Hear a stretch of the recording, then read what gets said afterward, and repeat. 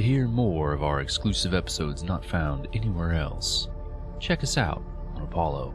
We'll tell you more at the end. Mortis Maledictum is a cosmic dark fantasy story, and as such may contain content not suitable for all audiences. Listener discretion is advised. Now, enjoy the show.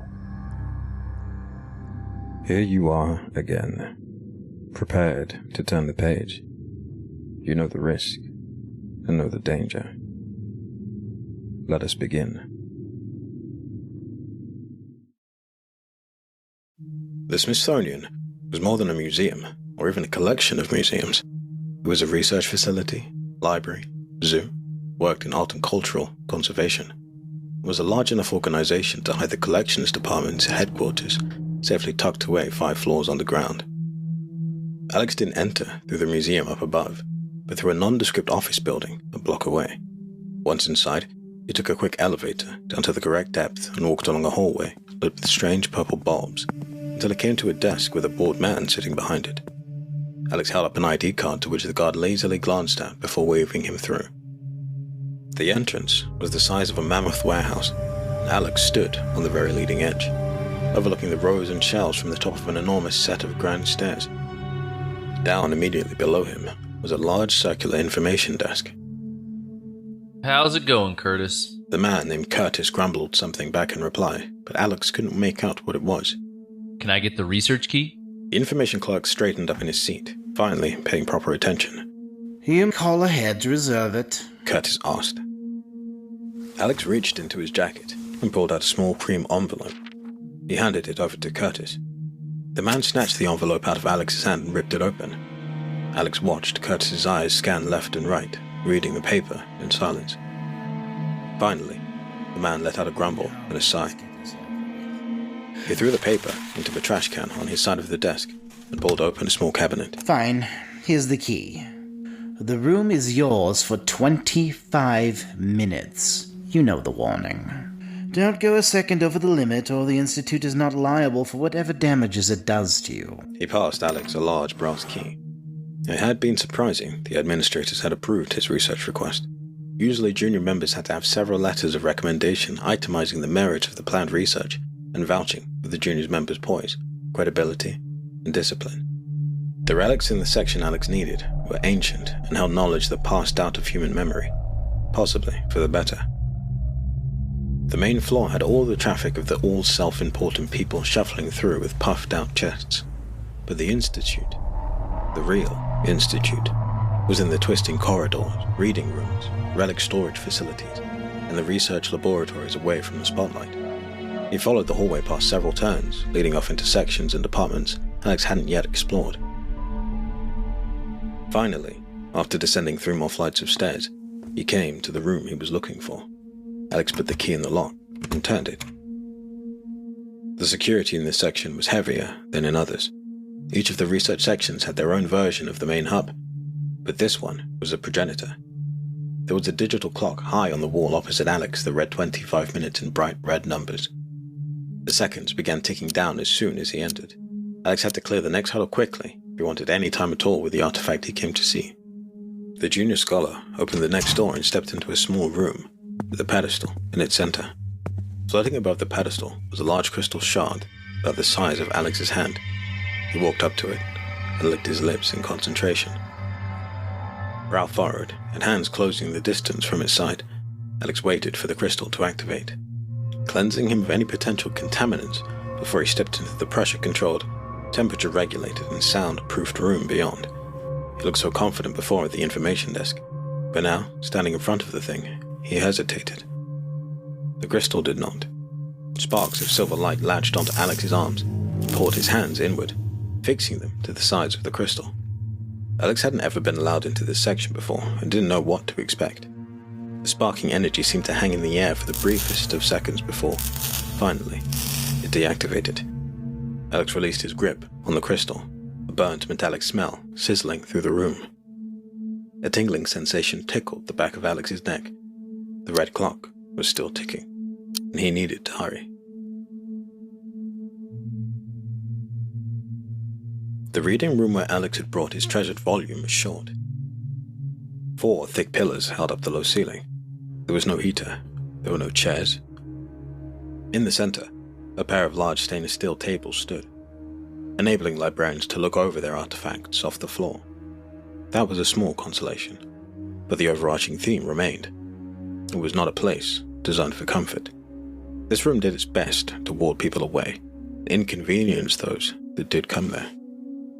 Alex scrambled, writing furiously on the notepad he had brought with him. The clock had ticked down to its final minute. It wasn't finished. His normally beautiful, flowing script now looked scrambled and disjointed as Alex tried to copy down everything he could. The clock buzzed. 10 seconds offset it to give absent-minded scholars a reminder they needed to leave. Alex kept scribbling. The architects buried the room in the bowels of the Smithsonian, far from any exits and behind multiple layers of security. Even after Alex had gotten through the crystal room, there were other checkpoints and measures put in place. The relics in there were not just dangerous. The librarians could let them fall into destructive hands, yes. However, the real danger was what would happen if the objects themselves escaped.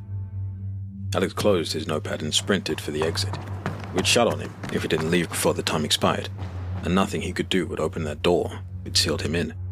An alarm klaxon blared to life just as Alex's fingers wrapped around the handle. In 3 short bursts, the room would close. Alex didn't wait around. He pulled hard on the handle and left the room, the 3rd sharp blast echoing its last beat just as the door closed behind him. He laughed. It was a sharp bark, a nervous exhalation, and Alex clutched his notepad to his chest. He hadn't realized just how stressed he had been, but the ticking clock had done its job getting him out on time. The architects designed a section to make it hard to steal the objects secured inside, and to keep them from finding their own ways out. Alex retraced his steps back through the layers of security, still holding his notepad in white knuckles until he made it back to the crystal decontamination room. Here, he had to put the small book on the ground so he could touch the crystal. When he did, this time, there were no bright flashes of lightning or sudden pulling. Instead, Alex felt his body stiff like a limb of a redwood tree. He hadn't made it do that. His fingers were a bare inch from the crystalline surface, but he couldn't move. Was that part of the process on the reverse trip? Alex knew no more than he did coming in. Then something skittered across his back, and Alex felt it travel up onto his shoulder, and then around to continue down his right arm. He looked at it and saw what appeared to be a small black beetle. Its carapace shimmered in the harsh lighting, and once it reached the end of his hand, it leaped onto the crystal. The architects designed the room with a singular purpose in mind. Whatever touched the crystal in the room, it deemed safe, and it decided everything else living in the room was dangerous. They had made it to prevent hitchhikers from passing through the security layers. The issue was now Alex had become the hitchhiker. The crystal did its job and removed any contaminants from the room. When the doors opened, the small black beetle scurried out, and there was a light coating of dust floating down towards the floor.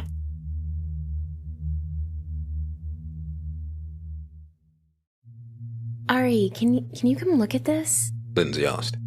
She held a brass set of scales up in the air from a few rows away. Yellow desk lights shone onto the long wooden tables in the south wing, 5 floors on the ground.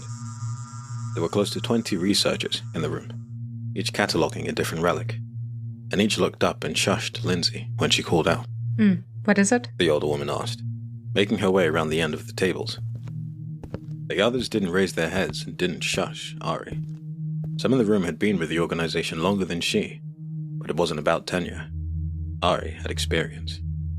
This scale isn't sitting level, but there's nothing on it. Lindsay said when Ari came closer to look. At first, Ari thought it was damaged or uncalibrated. But when she looked closer, there were small etchings on the underside of the base. The etchings were Aramaic, but the scales didn't date from that period. Someone had altered them. Ari took a glove from the table, slipped it on, and took the scales from Lindsay. She noticed immediately there wasn't an even pull to them. It was as though gravity was pushing laterally rather than downwards. When she turned it to look at the other side, the scales tipped again. Something strange was going on. Get them down to the lab. Ari told the junior scholar. Find out when those words were added. Yes, ma'am. Lindsay said, once more respectful, now that she had her instructions. Just as Ari almost made it back to her seat, another researcher, Jeffrey this time, called out. Ma'am, I think there's something wrong with this rod. The man's voice squeaked out as though he were fighting himself to speak up. Ari sighed and turned, making her way over to him. Before she got there, 2 hands shot up into the air from across the room, followed by an alarm clock wailing on the next table over. The poor scholar tried in vain to cover the clock's speaker with a hand to silence it. The air seemed to thicken, and a cloud formed in the center of the room above another relic.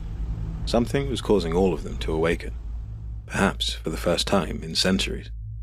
Then, as if answering the question floating in everyone's minds, red light cut on, high above their heads, followed by 3 short blasts of a siren. Security had just locked down the complex. Something was loose. Ari's eyes went wide, and she ordered all the juniors in the room to stay put, and locked the doors as soon as she left. She didn't wait for them to respond. Each second she delayed could be fatal. By the time Ari made it out of the south wing, there was a palpable tension in the air, as though fear had sunk in. She didn't see many people in the halls. They were hiding. Ari pushed on a small knot in the panel of a wall near the stairwell. A soft click and hiss of air answered her before a hidden door swung open. Stepping through, she saw a bank of computer screens in a darkened room, each scanning through the many cameras within the complex's halls. Standing over them were a pair of researchers whom Ari didn't know, but they bore the same thin line on their lips and squint in their eyes that marked their focus gleaned from hard-fought experience. They were staring at one monitor in particular. What is it? Ari asked, her voice clipped and taut. One of them clicked a key on the board in front of them and pointed up at the screen. Something is loose in the hub, The other said. It was an older man, with grey streaks in his hair and laugh lines deep on his face. The hub? She hoped she had misheard him. The older man nodded. Just then, the radio on the desk came to life. We've got an injury in the east wing, 2nd floor down. The voice called. I've got 2 responders heading that way. Switch to alternate frequency and guide them to the nearest room. Curtis answered. He worked the information desk on the main floor, but in emergencies, he was also the dispatcher. Less than 2 seconds later, a third voice came over the radio. Help! It screamed, pleading, and in obvious pain. Who is this? Where are you? Curtis called out. Help! I'm in the hub. It's here. It's attacking us. Please help! Where in the hub? What is attacking you? Curtis asked, but there was no immediate answer. Ari was close to Curtis's station. It was only 2 floors up, and the stairwell was right outside. She had to help. Give me one of your radios. Ari ordered. The older gentleman pulled open a drawer and fished out a small green brick and tossed it to her. Ari grabbed it and hooked the radio onto her belt. Ari rounded the corner at a sprint, leaning into the turn to maintain good traction on the tiled floor. There were yells and cries coming from up ahead. Whatever it was attacking the researchers. It was close now. The door slammed open in front of her on her right so violently it bounced back off the wall with a sharp whack, followed by a soft cloud of dust. Ari made it to the doorway and looked inside. It was at least 7 feet tall, with a pair of horns rising further than that. The thing hunched over as it walked. It was fur covering the thick ropes of muscle on its arms. A red-hot glyph burned in the center of its chest. The creature let out its own bellowing roar of challenge at a cowering researcher. The small man hid behind a stainless steel lab table, and he gripped its leg for dear life. Reaching above its head, the creature emitted a black smoke from its hand. After a second, the smoke solidified into a sharp-edged hammer. In one swipe, it smashed the table into a bent and mangled mess. Ari took a microscope off the desk next to her and flung it at the monster's back, hoping to distract it and let the man escape. It flew through the air in a perfect arc aimed at the thing's skull, but instead of impacting, it fell straight through it, as though the creature was just as incorporeal as its hammer was a moment before. The creature paid her no mind, and instead reached down to grasp the man by the lapel of his coat. Picked him up while Ari watched, rooted to the spot, desperately looking for something, some weapon that could touch him. She found nothing. And the creature's face elongated like a ball, while its open mouth revealed fangs like a werewolf. It drooled onto the floor in small droplets of acid before it bit the researcher's head off. Ari shouted at the thing. She yelled and threw another microscope, but once again it sailed straight through it, as though the monster wasn't there. This time, however, it turned and faced her directly. smiled a toothy grin through the shadows and blood coating it, and stalked towards her. She stood her ground, hands up in front of her in a defensive posture. The creature ignored them and walked into and through Ari. It passed through her. She spun around, taking a swing at it, only to meet the wall on the far side, bruising her knuckles and sending a shock through her arm. It left the room and turned down the hall towards the center of the Smithsonian's complex, utterly dismissing Ari. She was not a threat. The woman jammed her finger down on the radio's transmit button. What the hell is this thing? You've got it on camera, right? She was on Curtis's private frequency, and she knew he'd be monitoring it. It didn't take but a few seconds before a crackle came through the speaker. Yes, I'm watching it. What you did was extremely ill-advised. I don't give a crap if it was ill-advised. That thing is tearing through people like they're paper dolls, and it's almost to your checkpoint. Ari shot back. Our lockdown measures are in place.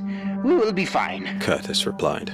Oh, great. You guys just hide there while whatever this thing is terrorizes the rest of the complex. Tell me you have a lead at least. We've got one, but it's thin. Curtis answered, his voice crackling over a bit of interference. I don't care how thin it is. Just give it to me. A senior researcher reported one of them members missing a few minutes before the lockdown. The person in question had been scheduled to conduct some sensitive research in the hub. I'm moving to intercept the creature. Find out what that guy was looking at. Ari said. She sprinted off in the direction the monster had left it. There were lots of things, malignant things, in this world, and for many of them, all a person could do was to get out of their way. Ari hoped this wasn't one of them, or every living person in the complex would end up a corpse. All right, I've pulled the authorization slip. Curtis's voice echoed from the radio on Ari's hip as she raced down the hall under a bank of fluorescent lights, slashed and crackling. He was looking into the lingua superos. His hypothesis was that the words weren't a language to be translated, but a being. He thought the words were alive. Ari's heart pounded as she redoubled her speed around another corner. Words mean nothing if there isn't someone around to read them, she said. There was a dark red smear on the ground leading into another side room, but the place was silent. It had already come and gone. Why was the lingua superos under lock and key? She asked into the radio. My notes just say that perception is its reality, he replied. Ari burst through a pair of double doors into the main hall of the hub. There were shelves knocked over, the relics scattered all over the floor. Some priceless artifacts of long-dead nations lay in ruinous rubble in the corners of the chamber. A scream cut through the air from close by and far away, all at once. Ari's eyes shot open wide. She continued her sprint through the underground passages. The scream had come from up ahead, and over her radio at the same time. The creature, the lingua superos, had breached the hub's security center. If it was indeed more powerful, as it is perceived, and it removed the complex's lockdown, then it could escape. In this age of digital technology, where everyone has a camera and the internet in their pocket, once this thing got out, it would eat the world. She made it to the security checkpoint only seconds after it had torn through it, along its rampage.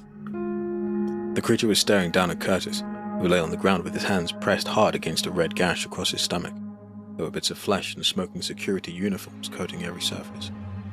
Ari almost blindly rushed in again, but something stopped her. Curtis lay there facing the monster, with his eyes shut tight. Curtis, run! No!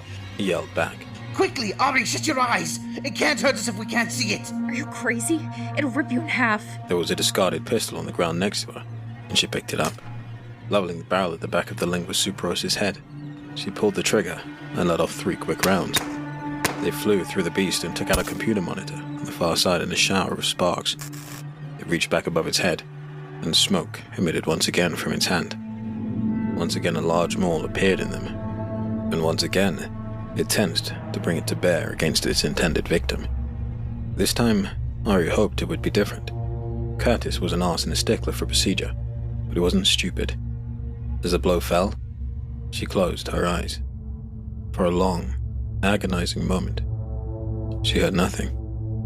There was no crunch of bone, crash of hammer, or the squelch of flesh. She heard only Curtis's belabored exhalations.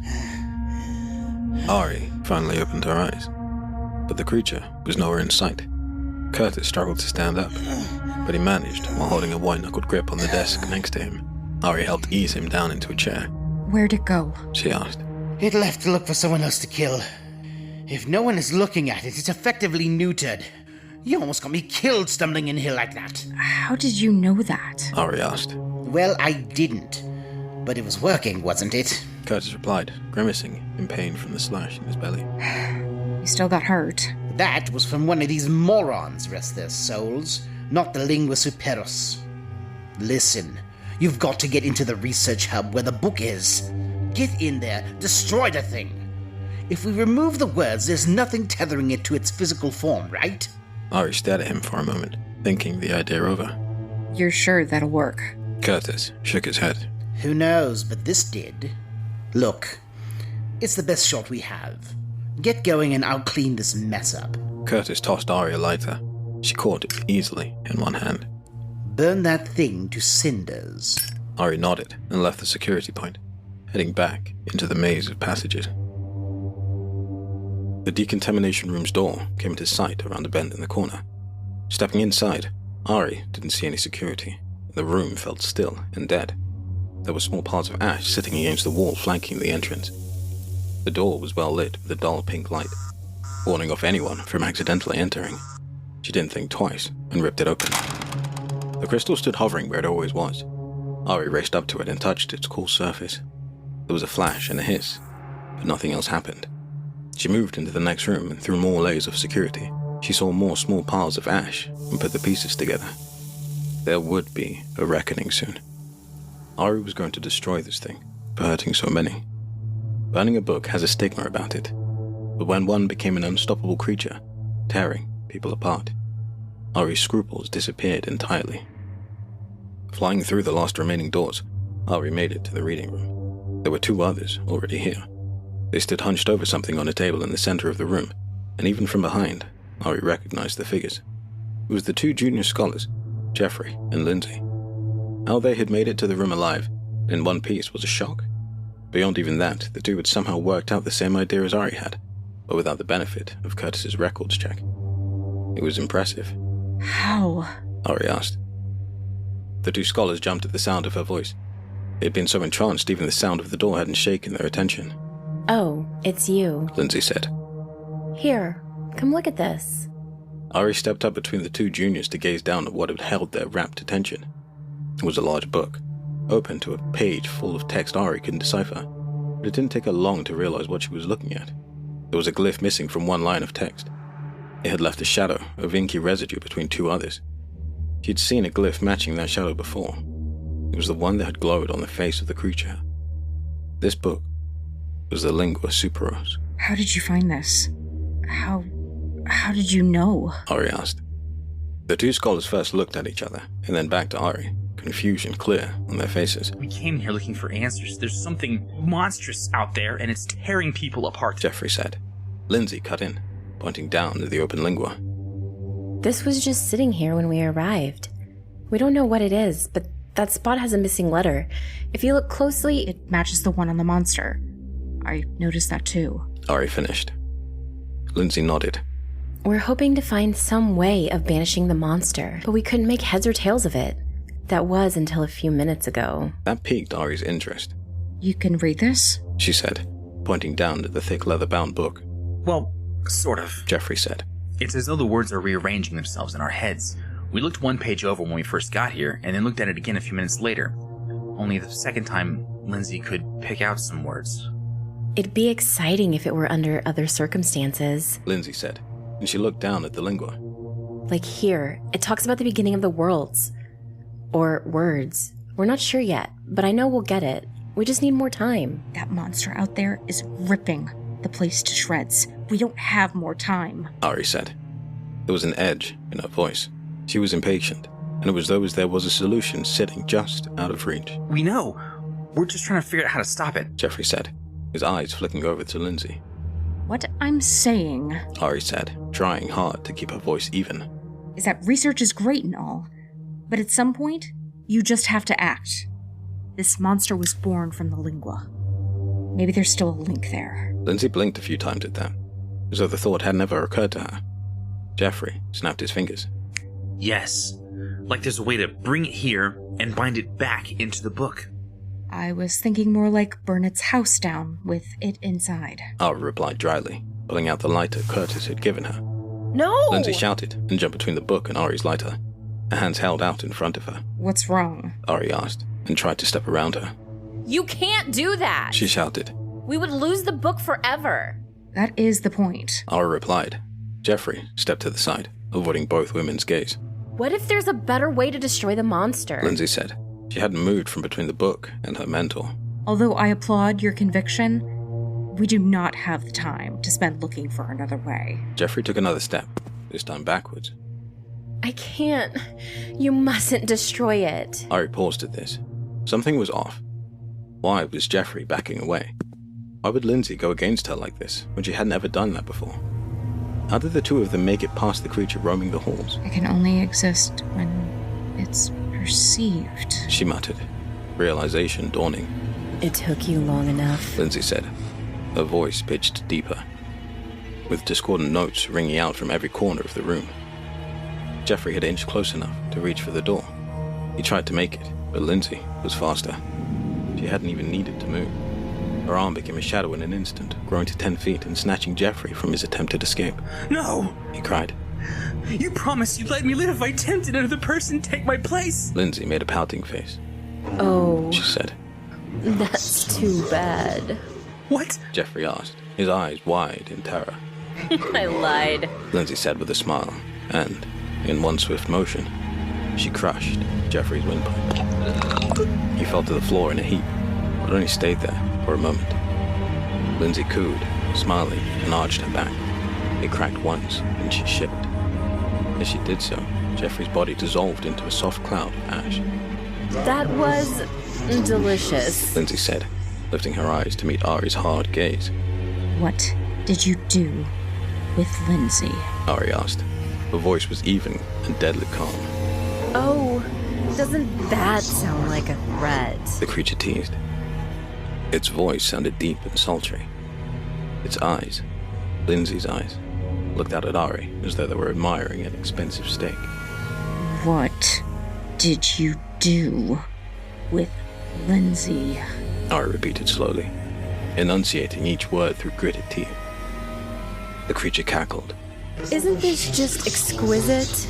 I just love language. I love the emotion, the fire you can bring to someone's eyes with just the right sounds in just the right order. The beast shivered again, its eyes rolling back in its head, and an ecstatic smile slithered its way across her features. Words It like, trailed off for a second. The monster opened its eyes and stared into Ari's. I tore her soul from her body, eviscerated her organs, and burned her from the inside. In any other moment of existence, she wouldn't have been able to pull it off. But in that place, with the lingua in front of her, and the inferno raging behind her eyes, Ari was faster than the monster. She pulled the gun out she had kept from the security station, and fired 3 rounds right between Lindsay's eyes. Her head snapped back unnaturally far, and the figure stood there for a brief second, wavering, and it collapsed to the floor. Ari moved toward the book, but she didn't make it. With its head still flipped backwards, a hand reached out and pulled on Ari's leg, tripping her. The lighter flew from her hand and skidded off across the room into the corner. Ari looked back at the figure holding her leg. It wore Lindsay's skin like a suit of flesh and bone, but the light had long since left Lindsay's eyes. Ari kicked at it, breaking the monster's grip, and she jerked upright, lunging for the lighter. The lingua crawled after her, head flopping limply, and a small trail of oozing blood leaving a smear as she moved. Lindsay's shirt had lifted slightly in the struggle, and Ari saw a gash across her stomach. The lingua superos hadn't exaggerated. She kicked it one more time and snatched the lighter. Ari tried to move back towards the table, but the lingua stood in her way. It reached for her, black shadowy arms extending from Lindsay's dead limbs. They grabbed her and dragged her towards it. Any second now, the monster would kill her the same way it killed Jeffrey. She only had one option. Ari closed her eyes. And just like that, the shadowy extensions of Lindsay's arms were gone. The flesh was real, but the thing controlling it still had to obey its laws. Keeping her eyes shut, Ari dove back toward the center of the room. She hit the table and kicked her legs up and over, sliding across its top to grab the book. The pages were ancient and bone dry, Ari opened her eyes to see the Lingua looking at her. Its face looked on in a silent, desperate plea for mercy. Ari clicked the light at once, and then again. Finally, on the third try, a small flame licked up the side of the page. It went up in a fireball of ink and leather binding. No! The Lingua screamed from dead lips. No. You can't. How could you? Its screams turned into cries. Smoke coiled out of Lindsay's mouth and from the gash in her stomach. It coalesced in the air above her like a thundercloud until, finally, devoid of its animating force, Lindsay's body crumpled onto the ground next to Jeffrey's ashes. The cloud sparked and raged as the book burned. It formed back into the shape of the great horned beast with the glyph. Its screams seemed heavier, harsher, and more primal in this form. But slowly, as the book dissolved into an ashen heap, the monster's cries turned into laughter. Ew. It should have killed you. You're supposed to be gone. It was supposed to work. Ari said in a breathless whisper. The monster clapped its clawed hands together. It gave Ari a wolfish grin, pulling back its lips to reveal dripping fangs. You really thought burning that book would end me? The Lingua replied. If it wasn't dangerous, why fight me for it? Why didn't you just kill me? Oh, it doesn't understand. That's so sad. You've had so many chances, and you turned away from me each time. Why? The creature leaned its head back and howled with laughter. It finally got control of itself after a time and looked Ari in the eye. Watching you struggle was just so inspiring. As the monster said the words, Ari knew there was no escape for her, and there was no escape for anyone alive in the complex. 100 souls or more had come down to work here today, and none would ever see the sun again. What do you want? Ari asked. The Lingua sniffed the air. I want what every living thing wants. I want to eat. It has been so long since I've eaten. I'm starving. I think I could eat the world. It stepped closer, hunched over Lindsay's body, and took one claw down to dip it in her blood. It licked its fingers, and the glyph on its face flared in a sudden bright light. You can't get out. I locked the whole place down. There's nowhere for you to go. Oh, you sad little girl. It said. I will break your mind, then you will let me out. Ari didn't look away from the creature. She reached down and picked up the radio from its place clipped to her belt. Curtis? She said into it. Her voice was even, calm, and final. Destroy the exit. No one gets out. There was a slight pause, but then the speaker came to life. It said one word. Understood. The Limbra Superus did all it said it would and more. It was hungry, and it ate every living thing inside the complex except one. Someone must see the Lingua to exist. It held Ari alive in a waking nightmare, peeled off her eyelids, and kept her chained to its side. It shattered her mind and her sanity. It made her watch as it devoured each person. Then, when the monster finally finished, the Lingua gave Ari a steady stream of its power, slowly infecting her with sustenance and keeping her alive. It shifted in its form to suit its needs, from a cloud of smoke to any of 1,000 monstrous and nightmarish creatures, all to keep itself entertained by Ari's screams until it found a way out. It was the most patient creature in existence, and it could wait until the end of time. All the while, it would keep Ari alive, and with it.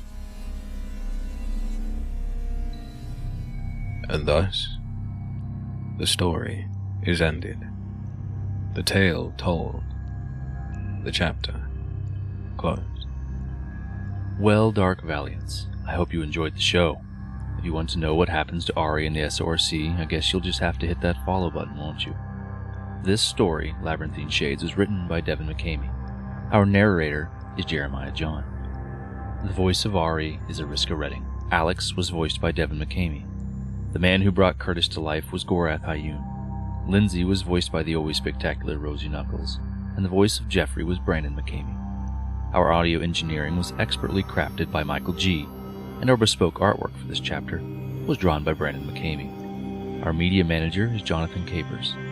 Thank you for listening. And If you enjoyed this story and want to show your support with a modest contribution, you can find this story and other exclusive tales on our Patreon page.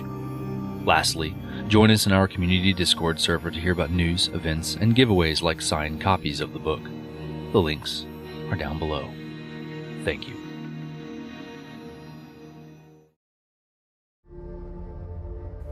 This twisted tale was created by an Apollo Plus creator. Apollo Plus is a subscription that lets you listen to your favorite audio fiction series with no ad interruptions while supporting your favorite fiction and horror creators. Shows on Apollo Plus have no ads.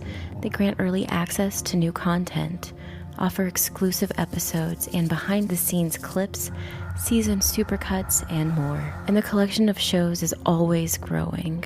70% of the revenue goes to the creators you love and helps them make their next audio adventure possible. You can support dozens of creators with one subscription, so join Apollo Plus today by downloading the Apollo Podcast app for iOS and Android, or by visiting apollopods.com. But don't think that you can escape the horrors.